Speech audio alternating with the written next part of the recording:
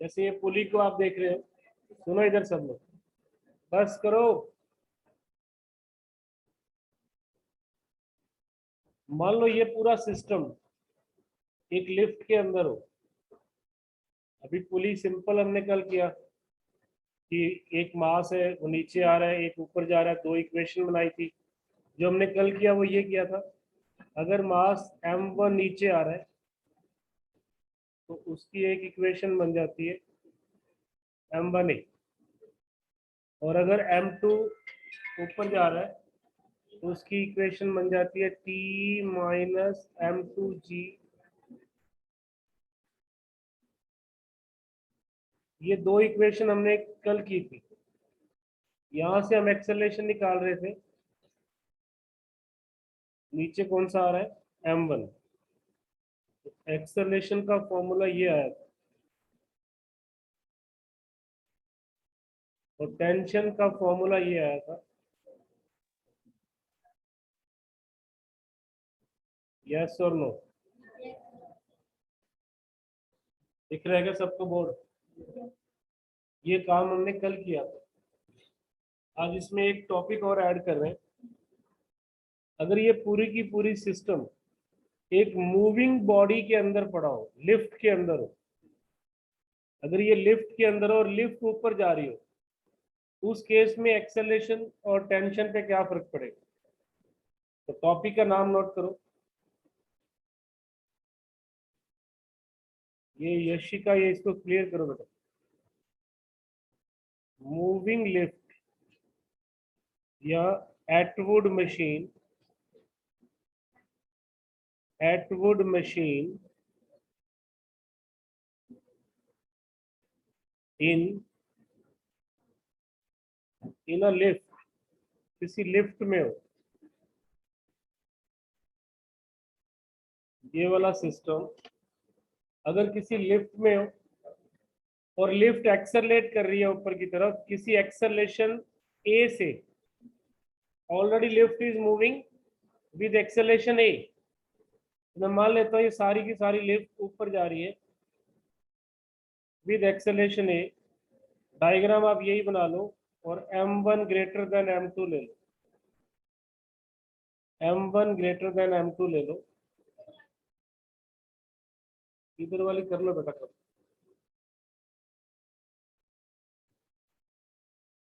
थोड़ी सी कम करनी है, पूरी कम करनी है?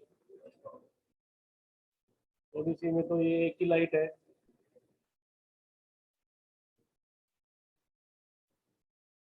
तो रहा होगा बेटा, ऐसी बात है। रेड वाला लिख रहा है, उसको मैं येलो कर देता हूँ।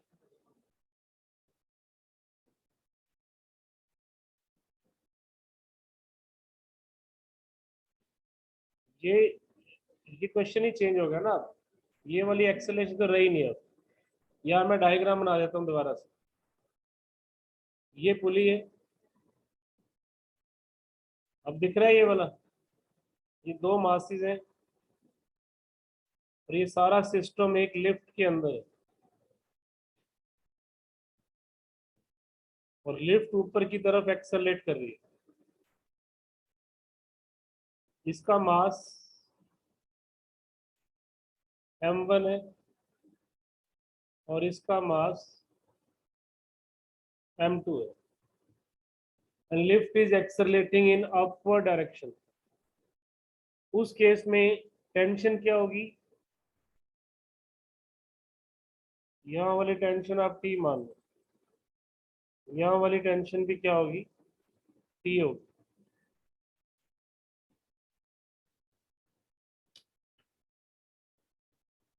इस पूरे कंसेप्ट को करने के लिए आपको ना एक कंसेप्ट और पढ़ना पड़ेगा, इसी के साथ ही नोट कर लो। Apparent weight in a lift, in a lift, उससे ये इजी हो जाएगा बेटा। अब हेडिंग बनाओ, apparent weight in a lift. एक लिफ्ट में वेट क्या होगा? Apparent weight in a lift. थोड़ा स्पेस बनाता हूँ मैं आपको समझाने के लिए। Apparent weight in a lift, इसका ये मतलब होता है कि एक बॉडी है जो लिफ्ट के अंदर पड़ी है, पहले ये वाले कंसेप्ट समझ लो। एक बॉडी जिसका मास m और लिफ्ट एक्सेलरेट कर रही है ऊपर की तरफ। मेरा टॉपिक है apparent weight in a moving lift. इसके कुछ केस बनाऊंगा मैं। First case, when lift is moving, when lift is moving upward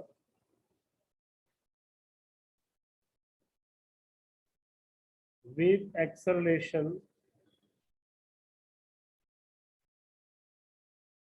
a, the lift is moving upward with acceleration a।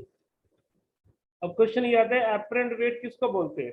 Normal reaction को बोलेंगे। जैसे बॉडी को मैंने यहाँ रखा, उसको एक नॉर्मल रिएक्शन मिलता है ग्राउंड से यानी कि लिफ्ट से, और उसका खुद का वेट नीचे लगता है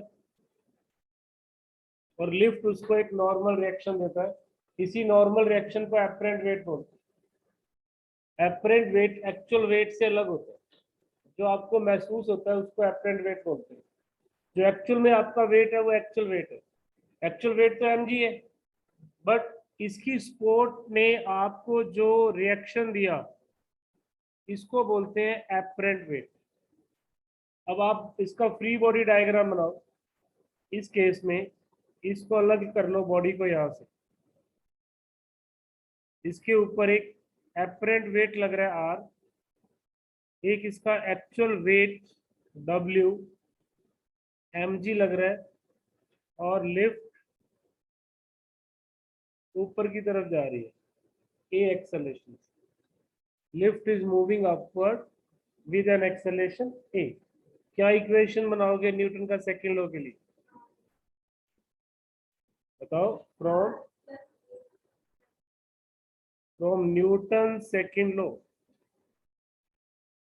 नेट फोर्स कितनी लग रही है? r माइनस एम जी ना। क्या प्रोवाइड करेगी? r माइनस एम जी क्या प्रोवाइड करेगी? m में। तो r कितना हुआ बेटा? एम जी प्लस एम में। तो क्या जब लिफ्ट ऊपर जा रही है एपरेंट वेट एक्चुअल वेट से ज्यादा होगा या कम होगा? कितना ज्यादा होगा? इतना ज्यादा होगा। मतलब आप हैवी फील करेंगे जब आप लिफ्ट में ऊपर जाते हैं। अगर आपके पास वेइंग मशीन हो ना कोई, जैसे जैसे लिफ्ट एक्सेलरेट करेगी आपका वेट ज्यादा आता जाएगा, क्योंकि आपके वेट में अब एक चीज और ऐड हो रही है, वो है मास इनटू एक्सेलरेशन। वो क्या है? Mass into acceleration. ये पॉइंट समझ में आ गया? मान लो आपका मास हो 50 किलोग्राम और लिफ्ट की एक्सेलरेशन हो 5 मीटर पर सेकंड स्क्वायर। तो आपका एपरेंट वेट क्या होगा इस केस में?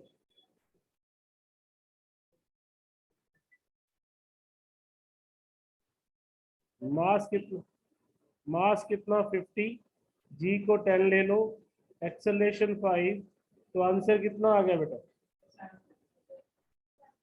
750 न्यूटन। और आपका एक्चुअल वेट कितना था? 500 न्यूटन। लिफ्ट के एक्सेलरेट होने से आपका वेट बढ़ गया। कितना बढ़ गया? 250 न्यूटन।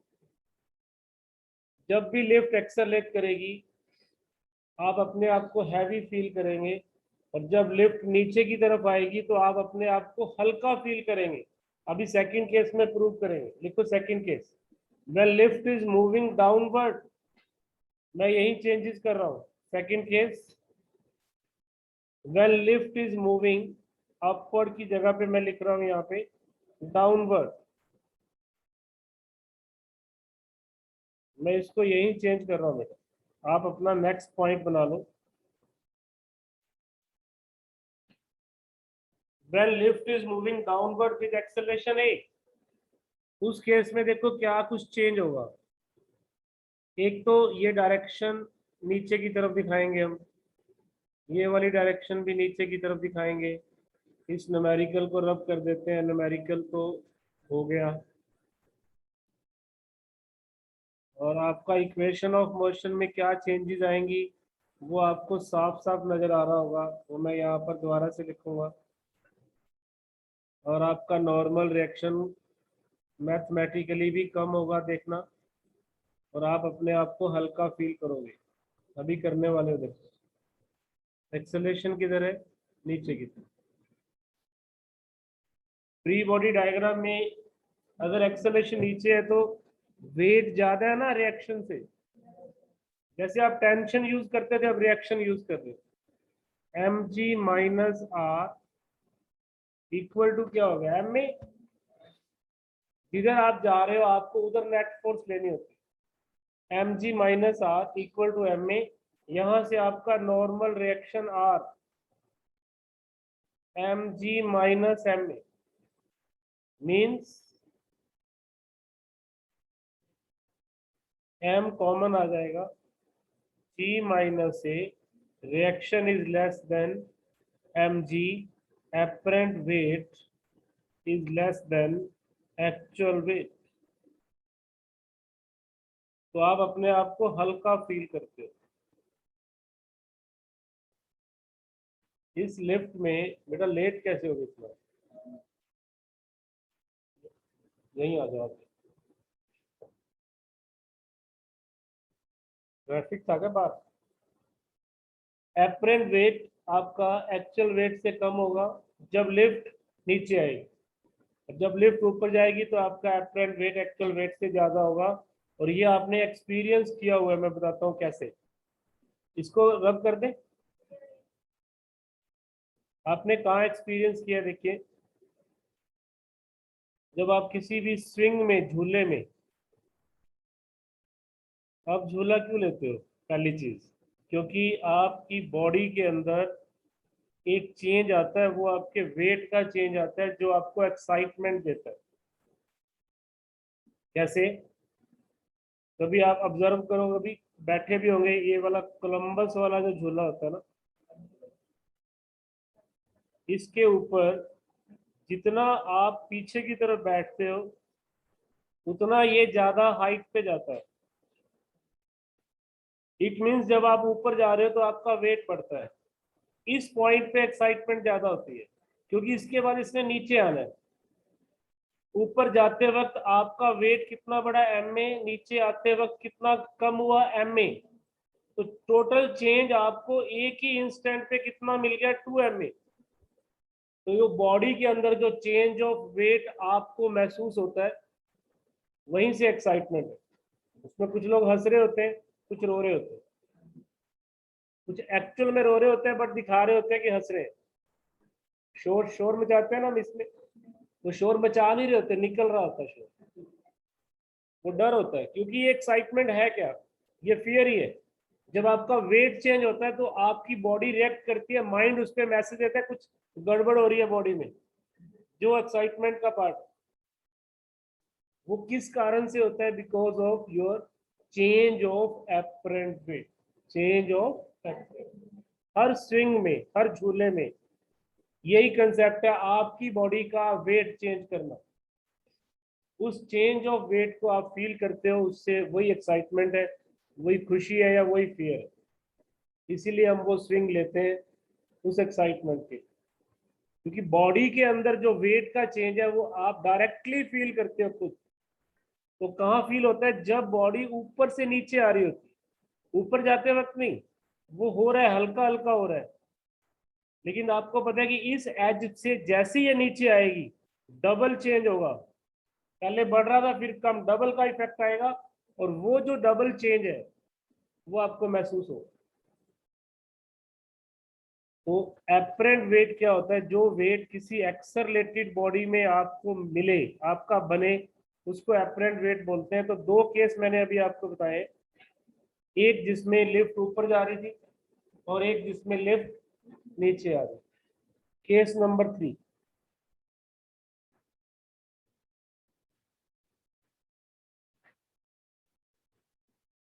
if lift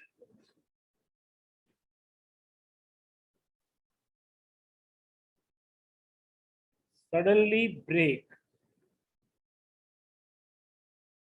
अगर लिफ्ट नीचे आते वक्त टूट जाए।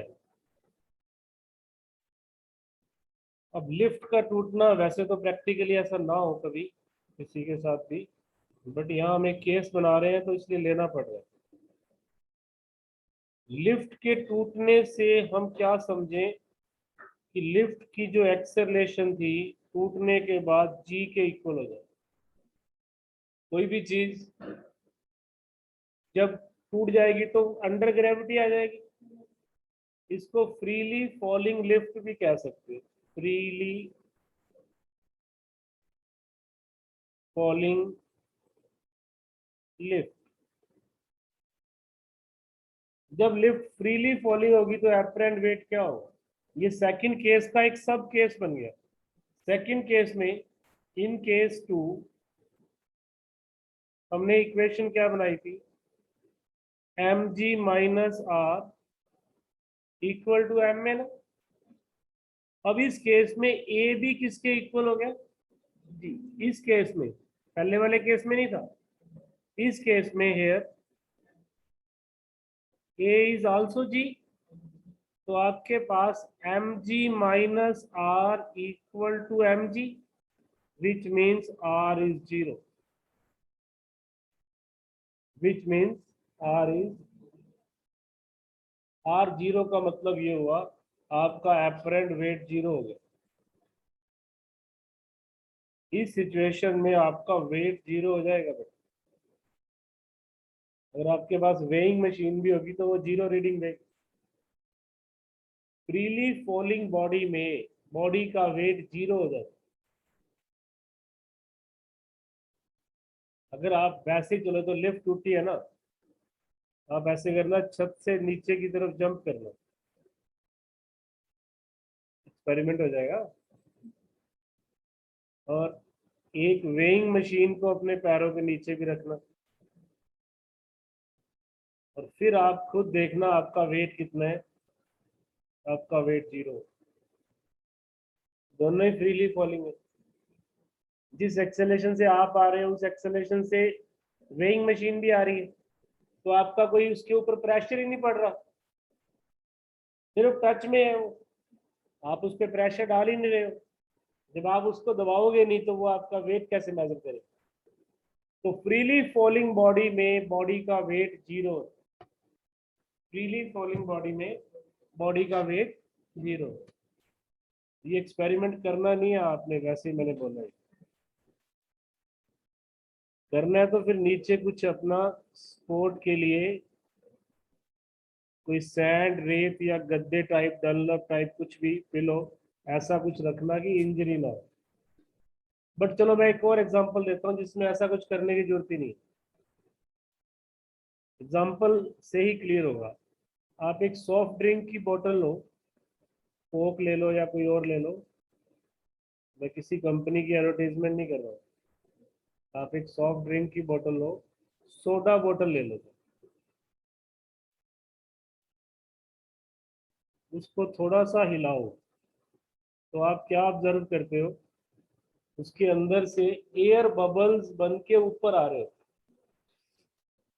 एक सॉफ्ट ड्रिंक की बोतल को आप हल्का सा हिलाते हो ना, तो एयर बबल्स ऊपर की तरफ मूव करते हैं। एयर तो होती है अंदर, लेकिन वो अपने पानी से, लिक्विड से उसको दबा के रखा होता है। जैसे आप हिलाते हो उसको जगह मिलती है तो बबल्स बन के ऊपर आ जाते हैं, क्योंकि एयर हल्की होती है लिक्विड से, और हल्की चीज ऊपर जाती है और हैवी चीज नीचे जाती है अंडर ग्रेविटी। ग्रेविटी में हल्की चीज ऊपर जाएगी और हैवियर वन नीचे आएगा, बबल्स बने। अब इसी सॉफ्ट ड्रिंक बोतल को आप अपनी छत से नीचे गिराओ,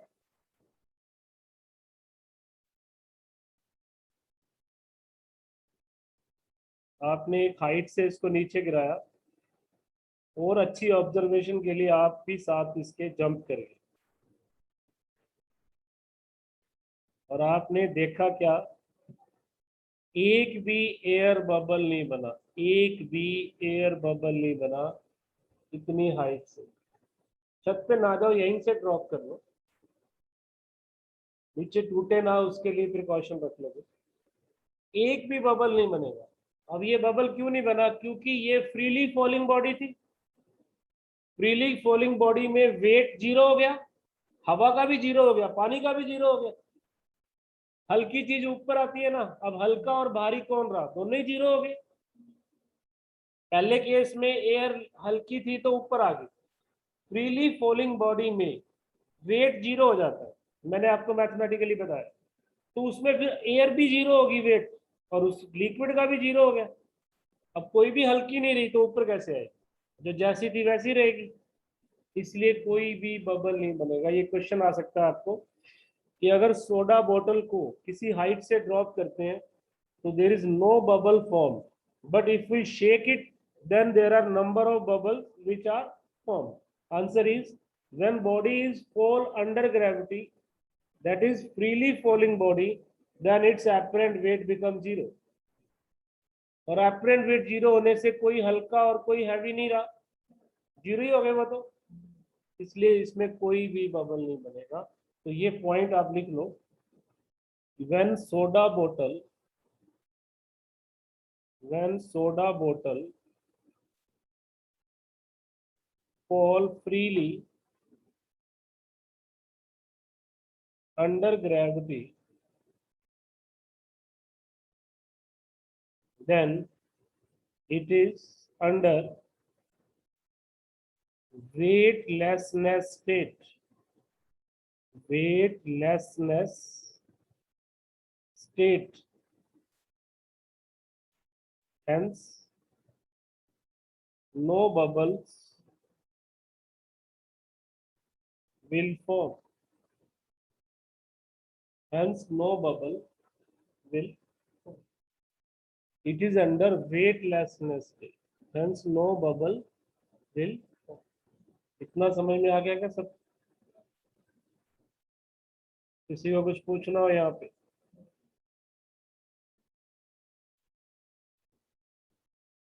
बेटा आप लोगों को जो कनेक्टेड हो ऑनलाइन, नो नो सर। कितने केस हो गए? 3 केस हो गए। फर्स्ट केस में क्या था, मैं रिपीट कर रहा हूँ।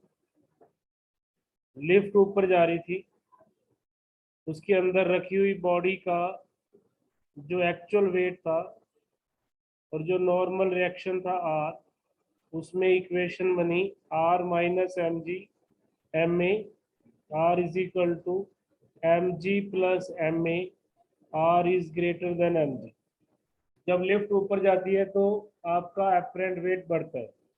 सेकंड केस ये था, जब लिफ्ट नीचे की तरफ एक्सेलरेट होगी, इस बॉडी का वेट जो कि नीचे लग रहा है वो डोमिनेट करेगा m g minus R m a, तो आर बनेगा m g minus m a, apparent weight कम हो जाए।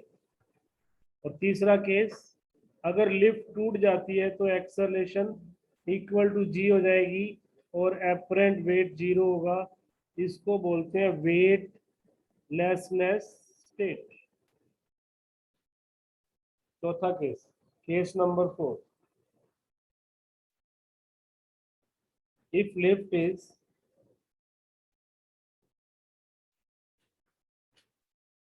moving upward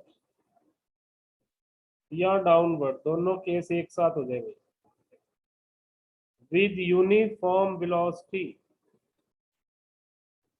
with uniform velocity। Uniform velocity का मतलब होता है एक्सेलरेशन जीरो। तो दोनों केस का रिजल्ट सेम आएगा। मैं दोनों केस ले रहा हूँ। ये बॉडी है, ये लिफ्ट ऊपर जा रही है बट एक्सेलरेशन जीरो है। उस केस में mg और r में क्या रिलेशन होगा? r minus m g mass into zero, मतलब r is equal to m g. उस केस में आपका एक्चुअल वेट और एपरेंट वेट सेम होगा। जब लिफ्ट एक्सेलरेट नहीं करेगी, then your actual weight is equal to your apparent weight। समझ में आ गया ये? तो डाउनवर्ड में भी तो सेम है, क्या फर्क पड़ना है, एक्सेलरेशन तो जीरो है। अगर लिफ्ट नीचे की तरफ आ रही है ऐसे, तो कौन डोमिनेट करेगा? M g. M g minus R, m into zero, R is equal to m g, R is equal to apparent weight दोनों ही केसेस में आपका एक्चुअल वेट के बराबर है। अब इनडायरेक्टली अगर आपसे पूछ लें कि आप किसी लिफ्ट में हो, आपका एक्चुअल वेट 80 न्यूटन है या 80 किलोग्राम वेट है, और एक्चुअल और एपरेंट दोनों सेम है, तो लिफ्ट की क्या स्टेट होगी? या तो लिफ्ट रुकी होगी या यूनिफॉर्म मोशन में, एक्सेलरेट नहीं करेगी। एक्सेलरेट करेगी तो आपका एपरेंट वेट कभी भी आपके एक्चुअल वेट के इक्वल नहीं होगा, या तो ज्यादा होगा या कम होगा, ज्यादा होगा या कम होगा। ये वाला पॉइंट समझ में आ गया? लास्ट केस इसका, केस नंबर 5। कल मैं ये लिखवा सकता हूँ सारे केस आपसे, तैयार रहना आप। When lift is moving downward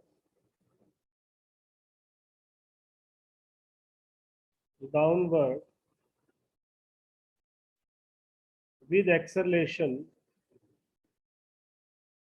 greater than acceleration due to gravity। अगर लिफ्ट की एक्सेलरेशन जी से भी ज्यादा हो, acceleration is greater than to the acceleration due to gravity, मतलब लिफ्ट टूटी नहीं है, तोड़ने के बाद किसी ने जोर से फेंक भी दिया नीचे, अगर लिफ्ट टूट जाती है फिर तो जी से नीचे आएगी। यहाँ पर किसी बहुत बड़े आदमी ने लिफ्ट को तोड़ा और जोर से नीचे फेंका,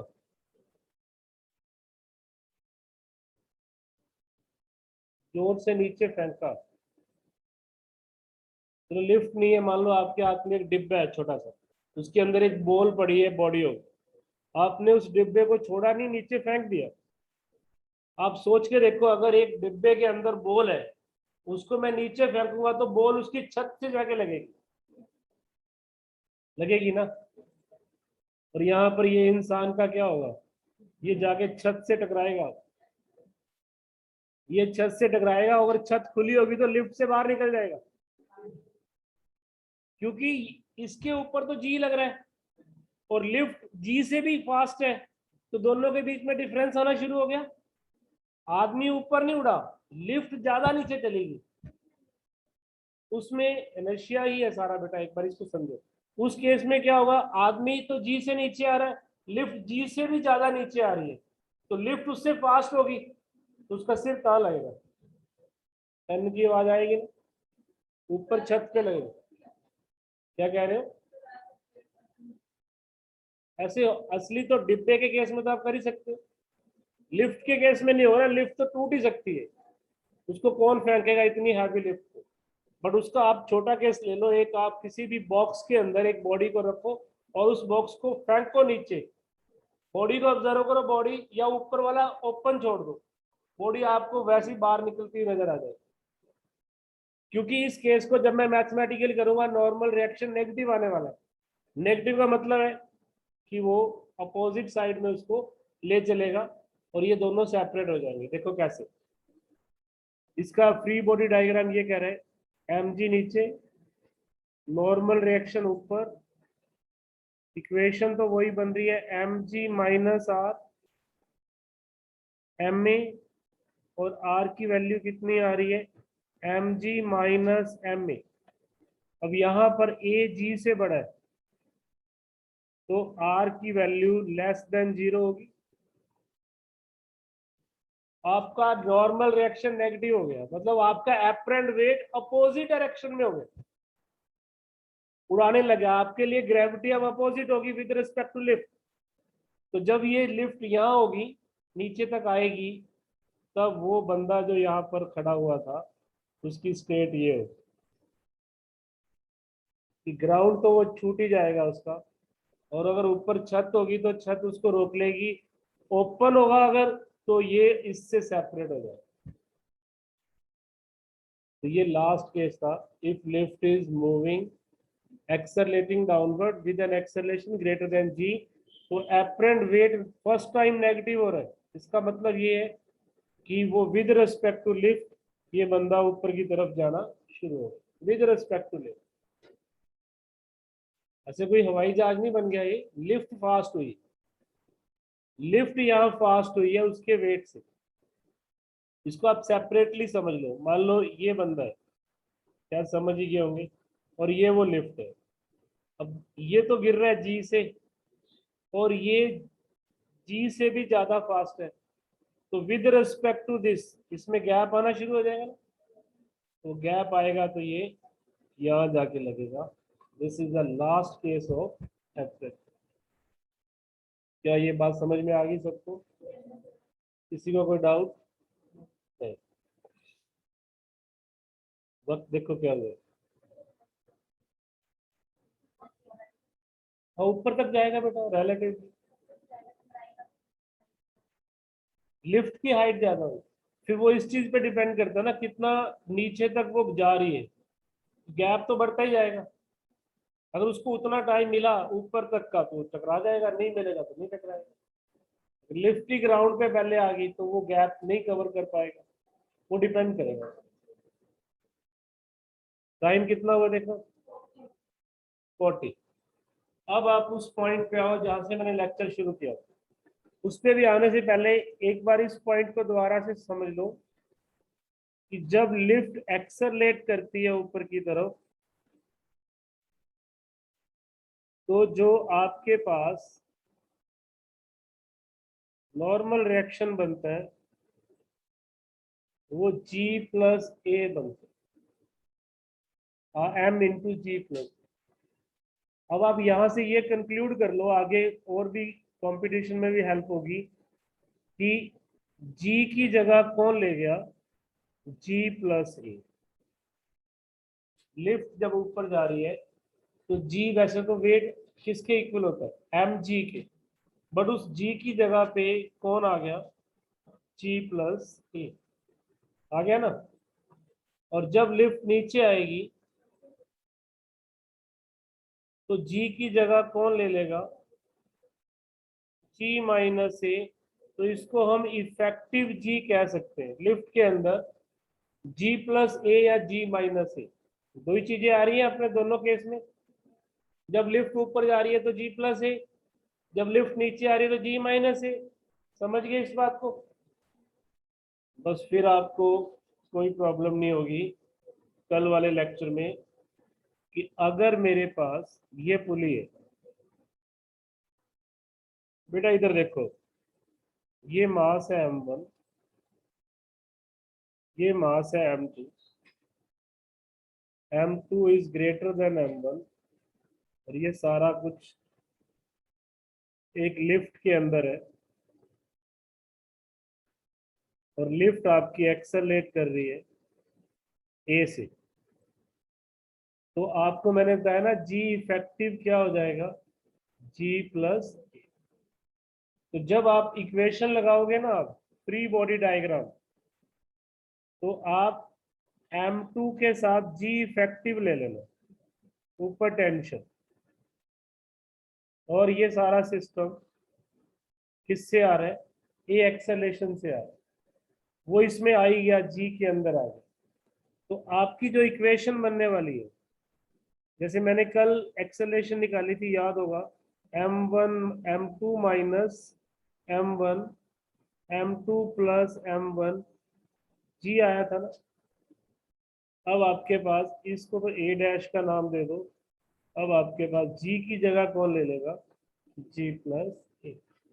और टेंशन निकालते वक्त आपको याद होगा 2m1 m2 m1 plus m2 G आया था ना यहाँ पर, तो उस G की जगह आप किसको दे दोगे, G प्लस ए। लिफ्ट के अंदर, हाँ लिफ्ट नीचे आएगी तो G माइनस ए कर देना, लिफ्ट ऊपर जाएगी तो G प्लस।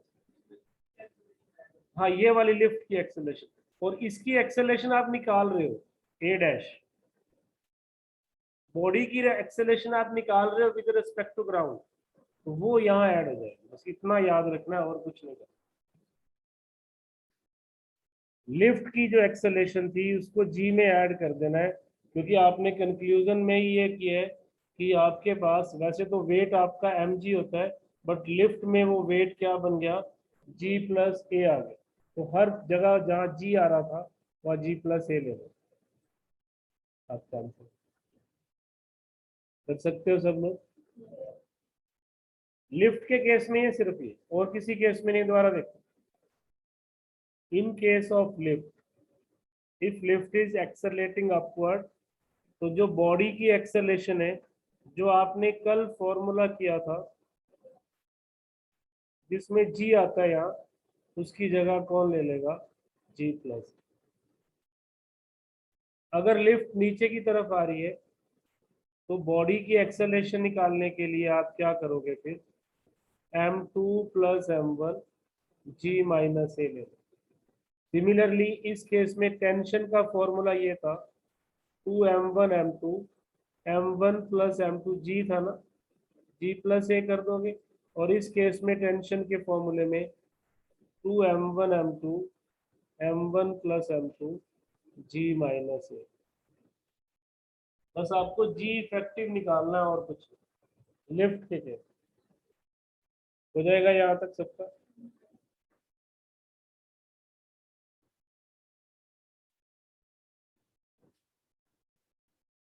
पुली सिस्टम जो आप कर रहे हो कल से, उसके अंदर सिंपल पुली मैंने आपको बता दी ए पार्ट। बी पार्ट में ऐसा होगा, एक टेबल के ऊपर पुली लगी होगी इस तरह से। एक बॉडी को यहाँ रखो, एक बॉडी को इस पुली की हेल्प से हैंग करो।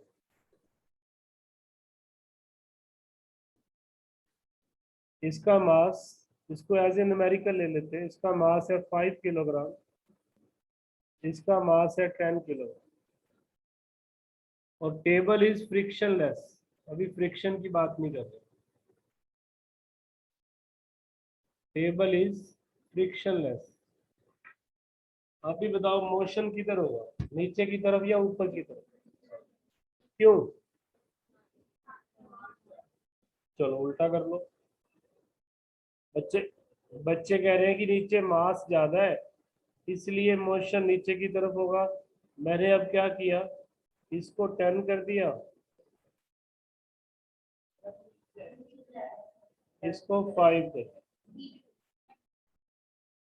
अब बताओ, नीचे ही जाएगा, ऊपर तो चढ़ने का मतलब नहीं। देखा कि अपने आप बॉडी ऊपर चढ़ रही हो।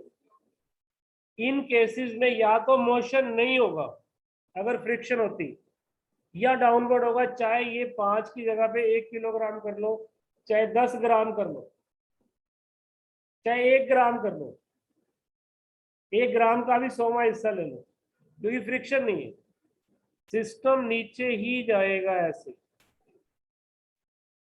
अब ये मान लो ए एक्सेलरेशन से नीचे आ रहा है, इसको रोकने वाली टेंशन है, तो मेरे पास 10G minus tension equal to 10A, first equation यही बनेगी। कल से बना रहे हो ये, और जिन बच्चों ने कल अटेंड नहीं किया बेटा वो लेक्चर मंगवा लेना मेरे से आज, क्योंकि कल वाले से रिलेटेड है ये। कल जो मैंने लेक्चर लिया था उससे रिलेटेड है। अब इस पे क्या इक्वेशन बनेगी, इसको, इस टेंशन को कोई रोकने वाला है इधर, नो, तो ये सीधा 5A बन जाए।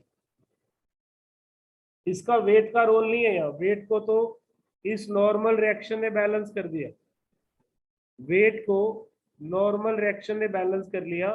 इस तरफ जाने वाली टेंशन है, इसको रोकने वाली फ्रिक्शन हो सकती थी, पर मैंने पहले ही कहा टेबल इज फ्रिक्शनलेस, तो इसको रोकने वाली कोई फोर्स नहीं है। तो फिर सीधी सीधी इक्वेशन बन गई T is equal to 5A। T is equal to, अब दोनों को मैं ऐड करता हूँ, ऐड करते ही टेंशन खत्म हो जाती है। 10 जी को 100 लिख लें, जी को 10 ले लो, 15 एक्सेलरेशन क्या बनेगी?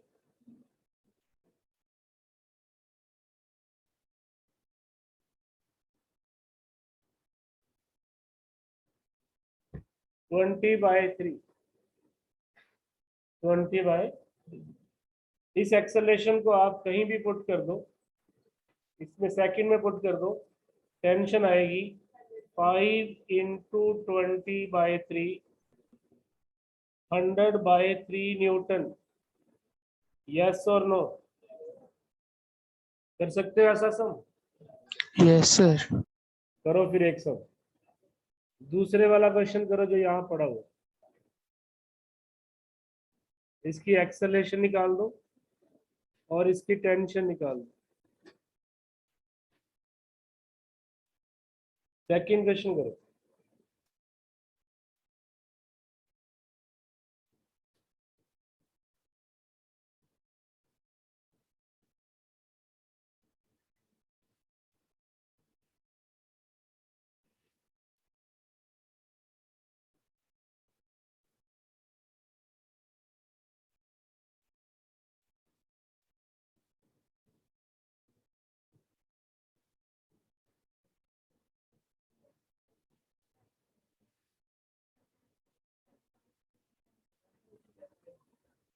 एक्सेलरेशन कितनी?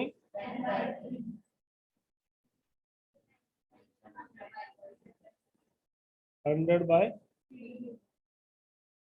ये किस किस के सही है ये आंसर? सर आर्यन। लास्ट में आर्यन का सही है। ठीक है बेटा, समझ में आ गया ना आप?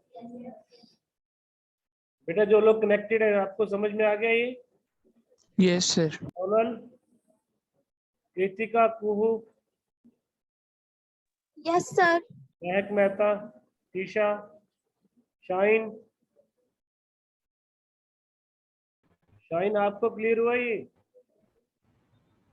Yes sir. कल वाला वीडियो देखना बेटा, मैं भेजूंगा आज। Okay sir.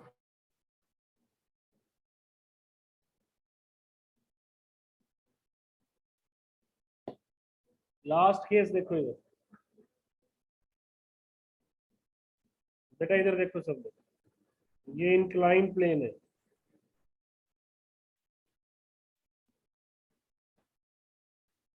इसका एंगल ऑफ इंक्लाइनेशन है थीटा, और यहाँ एक बॉडी है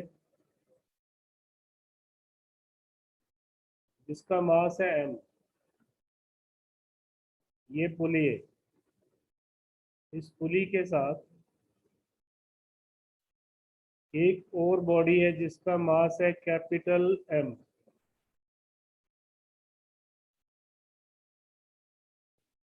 आप बता सकते हो मोशन किधर होगा? फ्रिक्शन नहीं,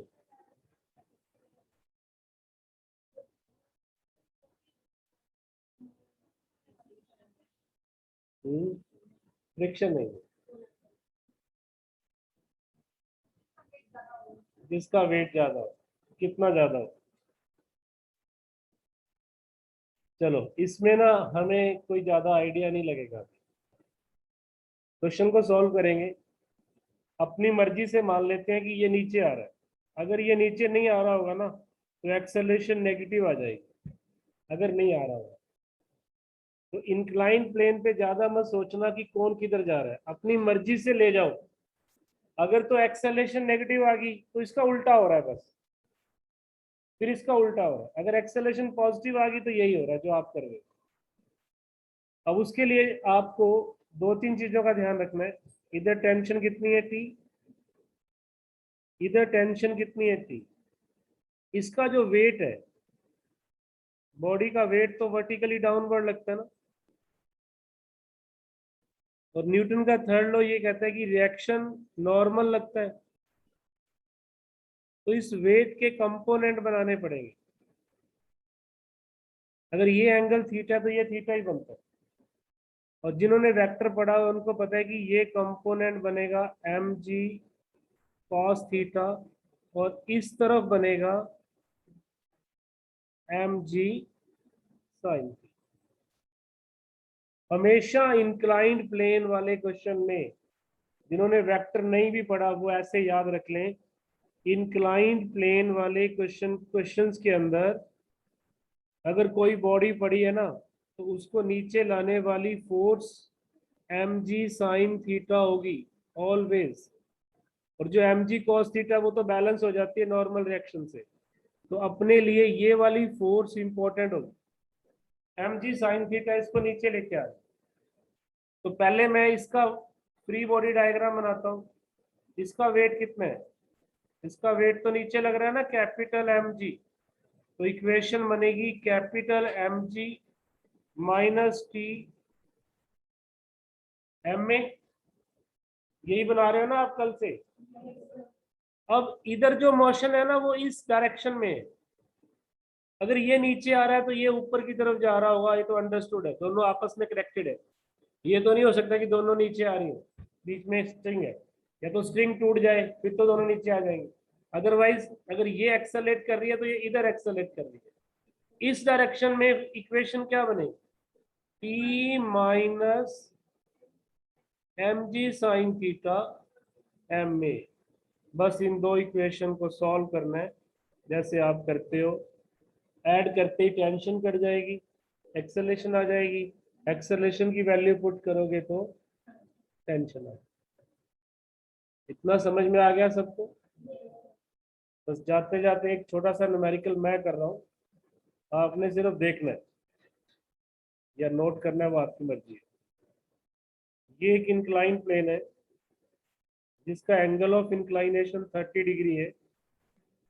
यहाँ एक बॉडी है जिसका मास है 10 किलोग्राम, ये वो पुली है। और इधर एक बॉडी है जिसका मास है 5 किलोग्राम। अब देखो ये 10 है, ये 5 है। मैंने एक बार इधर ले लिया एक्सेलेरेशन, उल्टा भी ले सकते हो, आपकी मर्जी है। तो दूसरी एक्सेलेरेशन इधर होगी। इसकी इक्वेशन क्या बनेगी? 50 माइनस टेंशन 5a, क्योंकि इसका वेट कितना होगा? 50। टेंशन टी और इधर बनेगा 100 साइन 30 mg साइन 30 बनना है ना इधर। तो इक्वेशन बनेगी t माइनस साइन 30 भी 1/2 होता है, तो ये 50 आ गया, इक्वल टू क्या? 10a। दोनों को ऐड करो, ये भी कट गया, ये भी कट गया। 0 is equal to 15a। Acceleration कितनी आ गई? इट मीन्स कोई बॉडी मूव ही नहीं करी। एक्सेलरेशन की वैल्यू पुट कर दो यहाँ पर, तो टेंशन कितनी आ गई? 50 न्यूटन। इस केस में एक्सेलरेशन 0 आ गई, जबकि आपने नीचे ली थी बट उसकी वैल्यू 0 आई। ये वैल्यू नेगेटिव भी आ सकती थी। उसका मतलब ये है कि मोशन अब रिवर्स डायरेक्शन में हो रहा है। जो आपने लेट किया वैसा नहीं हो रहा, उसका अपोजिट हो रहा है, और कोई चेंज नहीं है। आप आंसर नेगेटिव नहीं देंगे, आप फिर लिखेंगे कि 5 वाली बॉडी ऊपर जा रही है और 10 वाली बॉडी नीचे है विद एक्सेलरेशन है। तो इसके बिहाफ पे आपको एक्सरसाइज करनी होगी। आपकी 2 एक्सरसाइज होगी ना, मैं एक बार बुक में चेक करके ना आपके ग्रुप पे डाल दूंगा कौन सी करनी है, आज वही ट्राई करना।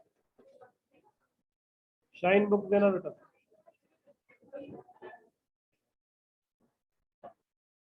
रख दे।